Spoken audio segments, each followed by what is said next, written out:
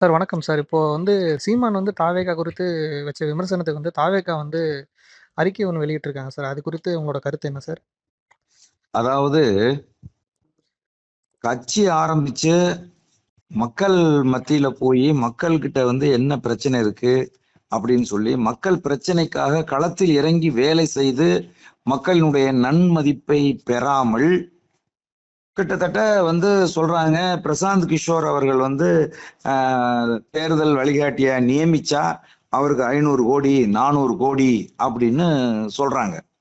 400 கோடி ரூபாய் பணம் வாங்கிட்டு 500 கோடி ரூபாய் பணம் வாங்கிக்கிட்டு தேர்தல் வழிகாட்டி ஒருத்தரை வந்து நியமிச்சு அவரு சிந்திச்சு சொல்றபடி இவங்க செயல்பட்டு ஆட்சி அதிகாரத்துக்கு வர்றது அப்படிங்கிறது ஒரு பணம் நிறைய இருக்கிறதுனால ஏற்படுற பணக்கொழுப்பு அப்படின்னு அண்ணன் செந்தமிழன் சீமான் அவர்கள் சொன்னாங்க.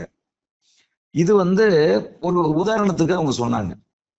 வந்து ஓவரா பேசிட்டு இருந்தா வாய் கொழுப்புன்னு சொல்லுவாங்க.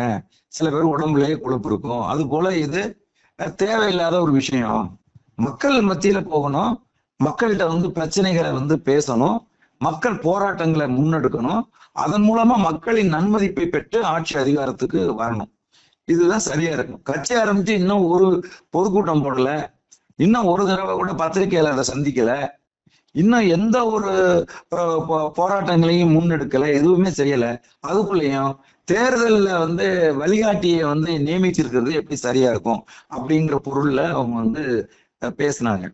அதுக்கு தாவேகா சைட்ல இருந்து கொடுத்திருக்கிற அந்த அறிக்கை என்பது ஏதோ ஒரு அமைச்சூர்தனமா இருக்கு. நாங்க வந்து சட்டமன்றத்துல பேசுறதுக்கு அரசியல் செய்யறோம், நீங்க வந்து பட்டிமன்றத்துல பேசுறதுக்கு அரசியல் செய்யணும் அப்படின்னா இதெல்லாம் என்ன பேச்சுன்னு கேக்குறேன். நீங்க எப்ப வந்தீங்க? நீங்க உங்களுக்கு என்ன தெரியும்? ஒரு ஒரு ஒருத்தருக்கு வந்து எப்படி பதில் சொல்றதுங்கிற அந்த முறை கூட வந்து தெரியாம நீங்க பேசுறீங்களா? அதே மாதிரி வந்து இந்த இணையதளங்கள்ல உட்காந்துக்கிட்டு ட்விட்டர் போடுறது இதெல்லாம் வந்து ரொம்ப தப்பு. என்ன தெரியும் பிரசாந்த் கிஷோருக்கு தமிழ்நாட்டில் இருக்கக்கூடிய எந்த பிரச்சனையாவது அவருக்கு தெரியுமா? அவர் அரசியல் கட்சி ஆரம்பிச்சு அவர் வந்து வென்றுட்டாரா? நான் கேட்கிறேன். அப்போ இத ஒரு திமுக வந்து பிரசாந்த் கிஷோரை வச்சு தேர்தலை வந்து சந்திக்குதுன்னா அதுகிட்ட வந்து ஆண்டாண்டு காலமா பணம் கொள்ளையடிச்சு மக்களை சுரண்டி பணம் வச்சிருக்காங்க. அதனால அந்த பணத்திலிருந்து அவங்க கோடிக்கணக்கான ரூபாயை 300 கோடி 400 கோடின்னு கொடுத்து அவங்க வந்து தேர்தல் களத்தை வந்து அவங்க சந்திக்கிறாங்க. அது போல நீங்க சந்திக்க போறீங்களா? இப்பதானே நீங்க வந்திருக்கிறீங்க. ஒரு தடவை மக்களை சந்திச்சு பேசுங்களேன், மக்கள்கிட்ட போங்களேன். எந்த ஊர் எந்த பக்கம் இருக்காவது உங்களுக்கு தெரியணுமா வேண்டாமா? எந்த தொகுதி எந்த இடத்துல இருக்குனாவது உங்களுக்கு தெரியணுமா வேண்டாமா? அதனால வந்து அண்ணன் வந்து அப்படி வந்து சொன்னாரு. அதுல எந்த பிழையும் இருக்கிறதா நாங்க வந்து நினைக்கல. அதுக்கு கருத்து சொல்றோங்கிற பேர்ல கொள்கை பரப்பு செயலாளர்ங்கிறாங்க. எந்த கொள்கையை தம்பி பரப்ப போறீங்க நீங்க? கேக்குறேன் நான். கொள்கை பரப்பு செயலாளர்னு யாரோ ஒரு தம்பி வந்து தவறான அறிக்கைகளை வந்து கொடுக்குறாங்க. இது தவறு.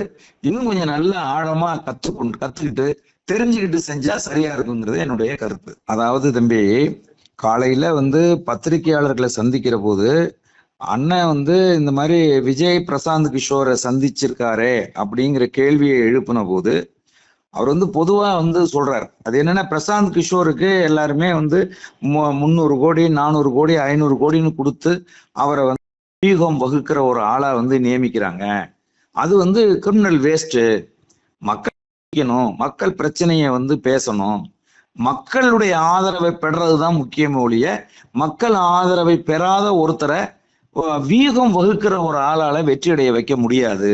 அதனால இது வந்து 300 கோடி 400 கோடின்னு பணம் நிறைய வச்சிருக்கிறவங்க பண கொழுப்புல பண்ற வேலை இந்த வேலை அப்படின்னு அண்ணன் செந்தமிழன் சீமான் அவர்கள் சொன்னாங்க. இதுக்கு வந்து அவங்க சொல்லும் போது சொன்னாங்க, பிரசாந்த் கிஷோருக்கு தமிழ்நாட்டை பத்தி என்ன தெரியும்? தமிழ்நாட்டுல இன்னைக்கு இருக்கிற பிரச்சனைகள் பத்தி அவருக்கு தெரியுமா? ஒன்னும் தெரியாது. புதுசா வந்து கட்சி ஆரம்பிச்சவங்க மக்கள்கிட்ட தான் போய் நிக்கணும். இந்த 400 கோடி 500 கோடி மக்களுக்கு நல்லது கெட்டது செய்யலாம் அப்படிங்கிற அர்த்தத்துல அவர் வந்து சொன்னார். அதுக்கு அடுத்தது வந்து பாத்தீங்கன்னா, இதுக்கு வந்து அந்த தாவேக்காவுடைய தம்பிகள் வந்து வந்து திரள் நிதி வாழ்றவங்க, நாங்க சுய சம்பாத்தியத்துல கட்சி நடத்துறோம் அப்படிங்கிற பொருள்பட பதிவுகள் வந்து போடுறாங்க. இப்ப நான் அவங்கள்ட்ட ஒரு கேள்வி கேட்கிறேன். கட்சியில வந்து பொறுப்பு கொடுக்கறதுக்கே காசு வாங்கின நீங்க, இது எந்த கட்சியிலாவது நடந்திருக்கா சொல்லுங்க? வெளிப்படையா பொறுப்பு கொடுக்கறதுக்கே காசு வாங்கினவங்க நீங்க. காசை கொடுத்துட்டு வந்து எத்தனை பேர் வந்து இன்னைக்கு ஊடகங்களை வந்து புலம்புறாங்க, இப்படி பண்ணாங்க அப்படி பண்ணாங்க அதை செஞ்சாங்க இதை செஞ்சாங்கன்னு. நாங்க யாருக்கையாவது பொறுப்பு கொடுக்கறதுக்கு காசு வாங்கினோமா சொல்லுங்க? திரள் நிதி திரட்டி அரசியல் செய்வதுதான் சரியானது. திரள் நிதி என்பது கட்சியினுடைய உறுப்பினர்கள், பொதுமக்கள் இவங்க கிட்ட இருந்து வந்து கொஞ்சம் கொஞ்சமா அவர்களால் முடிந்த அளவுக்கான பணத்தை வாங்கி வெளிப்படையா நாங்கள் வந்து அரசியல் செய்யறோம். கார்பரேட் நிறுவனங்கள்கிட்ட கையேந்தி பணக்காரர்கள்ட்ட போய் ரகசியமா பேரம் பேசி காசு வாங்கல. அந்தந்த நிகழ்ச்சிக்கு எவ்வளவு பணம் தேவைப்படுது அப்படிங்கிறத மக்களிடையே சொல்லி, கட்சிக்காரர்களிடம் சொல்லி நாங்கள் வந்து நிதி திரட்டி அந்த நிகழ்ச்சிகளை நடத்துறோம். இதுதான் நேர்மையானது, இதுதான் உண்மையானது. இதைத்தான் இதுக்கு முன்னாடி கம்யூனிஸ்டுக்காரர்கள் இதைத்தான் செய்து கொண்டிருந்தார்கள். அதனால எதிர்காலத்தில் யார் வந்து திரள் நிதி திரட்டி நிகழ்ச்சிகள் நடத்துகிறார்களோ, அரசியல் செய்கிறார்களோ, அதுதான் சரியான அரசியல் அப்படிங்கிறது தான் எங்களுடைய நிலைப்பாடு. கார்பரேட் நிறுவனங்கள்கிட்ட கையேந்துறதும், பணக்காரர்கள்ட்ட போய் ரகசிய பேரம் பேசி அவர்களுக்கு விட்டு கொடுத்து டேபிளுக்கு கீழே பணம் வாங்குறதுதான் தவறு அப்படின்னு நாங்க வந்து நினைக்கிறோம். அதனால இப்ப வந்து ஒரு அறிக்கையை வந்து கொடுத்துருக்காங்க தாவேக்கால இருந்து. அது ரொம்ப அமைச்சூர்த்தனமான அறிக்கையா இருக்கு. அதனால இந்த தம்பிங்க வந்து இன்னும் கொஞ்சம் அரசியல் கத்துக்கிட்டு முதல்ல வந்து ஒரு பத்திரிகையாளர் சந்திப்புல வந்து எங்கள் கொள்கை என்ன, என்னத்துக்காக நாங்க இந்த அரசியல் கட்சியை தொடங்கி இருக்கிறோம், என்ன செய்ய போறோம் அப்படிங்கிற விளக்கத்தெல்லாம் கொடுத்துட்டு அதுக்கப்புறம் கொள்கை பரப்பு செயலாளர்கள் வந்து மறுப்புகள் தெரிவிச்சா நல்லா இருக்கும்னு நாங்க நினைக்கிறோம் தம்பி.